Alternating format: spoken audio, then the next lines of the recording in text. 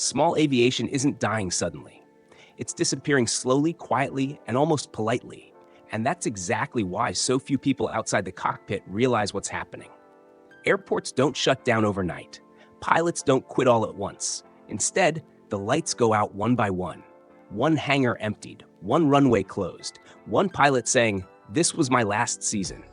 And today, we're finally talking about the harsh truth no one wants to face: why small aviation is fading, and why the system itself is pushing it toward extinction. Let's start with something uncomfortable. General aviation has never been safer from a technical standpoint. Engines are more reliable than they were 30 years ago.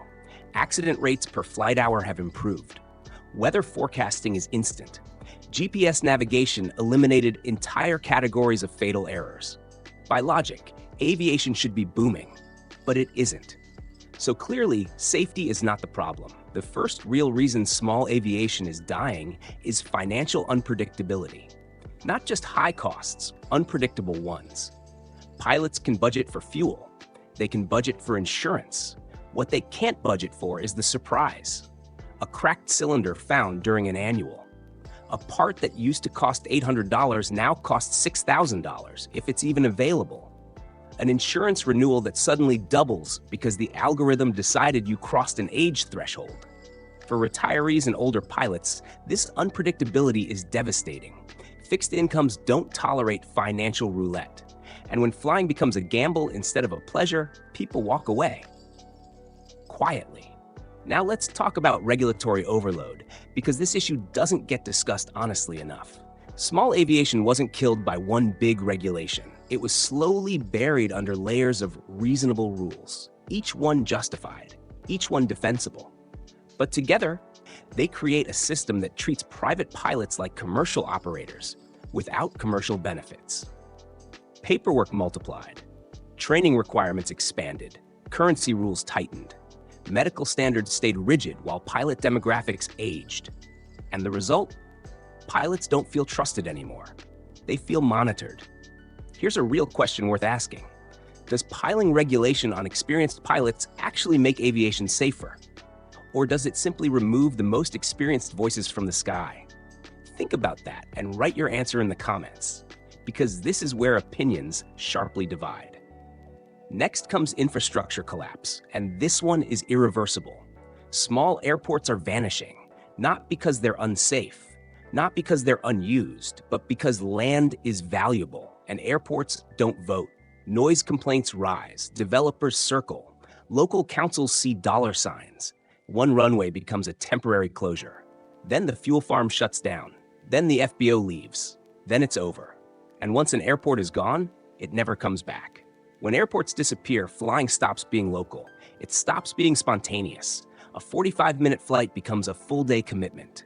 That kills frequency, and frequency is everything in aviation. Skills decay, confidence fades, motivation dies. Now let's talk about something deeply personal. Aging pilots. The average GA pilot today is over 55. Many are over 65. And here's the truth. The system has not adapted. Medical rules, insurance models, and training structures still assume younger pilots with endless time, money, and stress tolerance. Most older pilots aren't quitting because they're unsafe. They're quitting because flying stopped fitting into their lives. They don't want to fight bureaucracy. They don't want to justify every flight. They don't want to feel like they're one mistake away from financial ruin. So ask yourself this: why hasn't aviation evolved to support the pilots who actually keep it alive?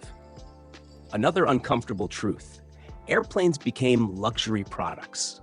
Manufacturers stopped building simple, affordable airplanes. Not because they couldn't, but because profit margins are higher on complexity. A basic new airplane now costs what a house once did. Simplicity is gone. Everything is integrated, proprietary, locked behind software and subscriptions. And when airplanes become luxury assets, owners behave differently. They fly less, they worry more, they preserve value instead of chasing sunsets. Aviation turns from freedom into asset management. Let me ask you something. When flying becomes something you're afraid to use, is it still freedom? Now let's talk about training culture because this is quietly destroying confidence. Modern flight training often teaches pilots how to pass check rides, not how to live with uncertainty. Students learn perfection in artificial conditions. Then reality hits.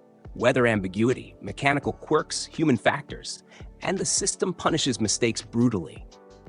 Fear replaces curiosity, fear of paperwork, fear of airspace, fear of insurance consequences, fear of being reported, and fear has no place in a cockpit. If aviation feels hostile instead of welcoming, people will leave. Technology deserves its own hard conversation. Glass cockpits didn't ruin aviation, but they changed who feels comfortable flying. Many older pilots trained on round gauges feel alienated by software-driven aircraft. Database updates, subscription costs, screen failures, mode confusion. Technology was supposed to reduce workload. In many cases, it increased cognitive stress, especially for pilots who just want to fly, not manage software. Here's a serious question. Are modern airplanes designed for pilots or for marketing departments? Now let's talk about insurance, the invisible authority. Insurance companies now effectively decide who flies what, how often, and at what age. Want to upgrade? Premium spike. Want to fly less? Premium spike. Want to age gracefully? Good luck. This isn't about individual risk, it's about statistical modeling. Algorithms don't understand judgment, humility, or discipline. They understand trends, and pilots are paying the price. Another quiet killer is community erosion. Flying used to be social, coffee at the airport, hangar talk, mentors, shared mistakes, shared wisdom. Today, many airports feel sterile and empty. Pilots arrive, fly, leave. No connection, no identity. Without community, aviation becomes transactional, and transactions don't survive emotional or financial stress. Zoom out even further. Modern society rewards speed, convenience, and instant gratification.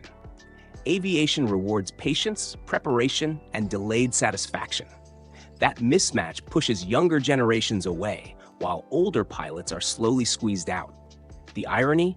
The people who would benefit most from flying later in life, mentally, emotionally, socially, are the ones being priced and regulated out. So where does this leave us? Small aviation isn't dying because people stopped loving the sky. It's dying because the system forgot why people fly. It forgot simplicity. It forgot trust. It forgot joy. It forgot accessibility. And now the most important question, the one I want you to answer below.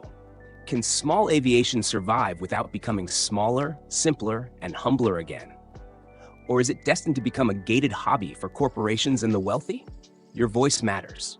Your experience matters. Tell me in the comments, why do you think small aviation is dying? And what would it take to bring it back?